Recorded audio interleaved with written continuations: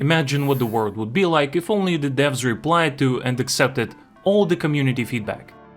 Except not really. You want the spicy answer up front? A lot of devs want listen comments are stories communities tell themselves while lighting the comment sections on fire. The moment the mood turns sour, every dev reply gets reframed as a confession or a dodge. Then comes the pearl clutching when the people making the game stop talking. It's not a dev problem, sometimes it's not even a community problem. It's an incentives problem, that and expectations. When social media exploded in the 2010s, we saw a clear divide between the types of developers and their relationship with the communities. Some don't talk to the players at all, others have PR and SMM staff, while others still prefer to communicate directly. Harada is the latter. He clearly enjoys his role as the Bandai Namco mouthpiece. And if you asked, most of the FGC would tell you that they enjoy his Tekken stories, his insight into development decisions, or his frequent roasts. Good times all around. Murray, Harada's right-hand man, is a bit of a more divisive figure. But it was well established and accepted that the Tekken guys could be reached out on socials and that they enjoy the fan communications. This makes an infernal hellscape left there after the release of Tekken 8 Season 2 all the more depressing. The patch landed, the subreddit detonated, Steam turned into a bonfire, pros started threatening to quit, and Twitter made it seem like the world had ended. Harada cited that there was a disconnect between what the community wants and the tuning results, admitting that they had missed the mark. But what the community wanted wasn't really direct communication and admittance. They wanted for the devs to prostrate themselves and promise overnight fixes. An official statement about the step-by-step process to fix the mess didn't much calm the masses. Latest Steam reviews slid into overwhelmingly negative. Media picked up the dogpile and the temperature remained high. Meanwhile, Michael Murray acknowledged a lone positive tweet and was pillared for cherry-picking. Was it the wisest thing to do? Probably not, but making a public example of a dev for liking one polite comment is insanity. Everyone knows that Murray can be abrasive at times, but he deserved none of the slurs or threats he was receiving. People who were accusing him of ducking the criticism didn't really want any acknowledgement from him. They were there just for the merry rite of slinging crap. After all, Harada already acknowledged that they were off. Would Murray reiterating this help in any way? Even if he wanted to reply to naysayers, what could he possibly have said? They had a huge livestream that delineated the direction they would go for. They were entirely transparent in their strategy, but somehow this wasn't enough. Somehow thinking a solitary positive tweet was the tipping point. It got bad enough that Murray had to lock his account, and that got paraded as hiding. But ask yourself, who actually benefited from this escalation? Not the players who wanted fixes. Not once in the history of video games has calling someone a slur accelerated the development process. Not the devs. They just learned several new insults in various languages, at best. The outrage farmers. That's who won. But let's take a step back and think about the developer communication with the community and why they usually opt in to do this at all.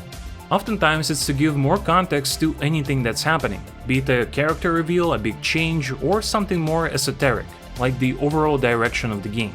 Stuff that's beyond the scope of a PR push, something that's not within the knowledge or wheelhouse of the project's social media managers.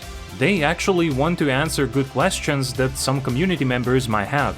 There could be interesting perspectives or valuable feedback. Some just enjoy engaging with the members of the community because they share the same interest in the game, just from different perspectives. From the player's perspective, it feels really good when there's a question you can't find answers to anywhere, but the dev has got your back. It's quite valuable to learn about hows and whys behind certain decisions because they widen the perspective and can even recontextualize them. It's quite important when communicating with the community to be able to sift through the feedback. Because, of course, most of the time it's complaints. When it's something technical, something doesn't work, there are issues, it's quite easy to act on, unless you're Randy Pitchford. But it gets much less clear when the issues are vague, and there are players who think they know better. And they are the most dangerous ones when they're convincing in their feedback. Killer Instinct's Adam Keats Hart once decided to extend an olive branch to the community and talk to its members directly, pretty much for all the reasons we already mentioned. Explanations of the direction and changes, cool shared space with like-minded people, and deep conversations with high-level players and pros. He seemingly did all those things right, carefully picked up on the pain points the community has. didn't let those who really tried to influence the development force their way into the door, and provided careful context on the changes and why they were being made, like nerfing a certain part of the character's kit instead of acting on what the entire community thought the problem was. Honestly, his approach should be made into a banner on the wall of every live service or competitive game. Players are experts at identifying problems. Designers have to be experts at crafting the solutions. But when these solutions go against what those players think they should be, you immediately get toxicity. And at some point, even Adam had enough, deeming this experiment a failure. Perhaps what Harada, Murray, and Keats did wrong with their approach was not fostering the proper communication line very early on. Riot Games figured this out the hard way years ago. Back in the days, Rioters were free to engage on the main communication platform for League of Legends, the game's subreddit. They were in every thread: fan arts, esports discussions, character balance changes, the lot. But unpopular changes always resulted in toxicity spikes, and poor devs who had no say in them always got unfairly under fire. So they simply stopped responding. They stopped going into the threads that were geared towards negativity. At first, the community was baffled, then outraged, but then people started joking. I bet no Rioter will reply in this thread. They didn't, and the community got used to it. These days, the real substance lives on the Riot-owned posts. Dev updates, good gameplay thoughts, scheduled AMAs, and the public beta environment-specific subreddit, where feedback is gathered and context is provided. When they show up on Reddit now, it's no longer trial by fire. They still praise cosplay, talk about the major esports upsets, but they don't engage with negativity. The result is boring, and boring is exactly what complex trade-offs need to survive the outrage blender. This isn't to say that Riot is perfect. Their dev update videos are often tone deaf, and poor presenters get to be the fall guys for what the corporate has decided very high up. The information about the game is still not provided in a proper, centralized manner. The best way to keep track of all league changes is to follow every single prominent developer's Twitter, which is frankly madness. But they, at the very least, manage to dial down casual, everyday negativity. The length some of the devs go to be cordial with their communities is oftentimes more than what their members deserve. The clearest recent example of why communities need to look in the mirror. Naoki Yoshida literally had to beg Final Fantasy XIV players to stop harassing his team and affiliated members. And this is supposedly a very wholesome, welcoming, and open community, whose members love to pat themselves on the back for how good they are. But that's only generally true when you are playing Final Fantasy XIV. Your experience in-game will almost always be positive. People will help you, encourage you, teach you instead of criticizing you for your inevitable mistakes. But outside of the game, oh boy.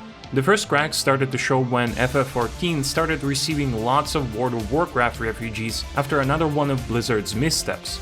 The community's sentiment started to become a tad gatekeepy and unwelcoming, a stark contrast to what happens in the game itself. Content lulls between the post-expansion patches also usually bring out the doom and gloom about the direction the game is going in. But all hell broke loose when the Dawn Trail expansion was released, and people didn't much like it for various reasons. Lots of criticism towards the game was legit, some of which Yoshida recognized. Some of it he dismissed as a disconnect between expectations and reality of game development and targets. But some especially vocal parts of the community didn't stop there. We're not talking about ouch my feelings criticism, we're talking targeted abuse around the voice actor and the localization crew, as well as the developers who are supposedly unable to deliver engaging content of the required difficulty. Yoshida's message was simple: if you think cruelty motivates better design, you're wrong. It just breaks people and poisons the work. Square Enix followed by formalizing an anti-harassment policy that empowers the company to refuse service and pursue legal action against serial abusers. None of the devs or voice acting talent deserve this. Final Fantasy XIV, for all its ups and downs, has always been a very player-centric game, and the developers have always tried to do their best to accommodate people. The game has won several Best Community Support awards at TGA for a good reason, and the devs are the last people who deserve that kind of treatment. That's just where Talk to Us More leads when a community grows entitled. The very same thing happened to Bungie when they cut the player communication after the overly vocal community members started issuing very real threats against staff and their families. The community's response: Bungie went silent. Communities don't get to demand omnipresence, while some members make conversation physically unsafe. But why do the devs keep talking to the community members? Why does Murray not close his Twitter? Why does Harada not stop explaining the decisions behind the background of another Tekken character? Because they still care, because the bad apples are a vocal minority, though you would expect to think otherwise during the Season 2 reception. They still think that reaching those who are interested in genuine dialogue, connection, and knowledge deserve to have it. Yes, developers need to do it better. Don't feed the trolls is not a substitute for signal processing. If you're allergic to Reddit or Twitter, that's fine. Publish roadmaps and design intents on channels you control. Then come back with exactly what changed and why. If you can't share metrics, share methodology. Let people argue with a document, not give them a dopamine rush of having the pleasure of taking you down. But players need to meet them halfway. If your post starts with "no one asked for this," you've already told on yourself. Someone asked for this. The designers who believe it serves the game's identity. The silent majority who just play the game and enjoy the change that serves a purpose. Good feedback describes what is broken, when, and why. It suggests goals, not remedies. Let the devs do the thinking on the project they created. Reporting bugs and sharing your personal concerns is useful. Game ruined and you should step out of your window is not. And it helps no one. Is it worth it for the devs to talk to the community? Yes, but on adult terms. They didn't sign up to be your anger management counselors. They don't even have to do any of this. Many studios limit themselves to press releases and barely any social media presence that's not outright PR. So don't squander a few developers' goodwill to talk to the community by making a donkey out of yourself. They're human too.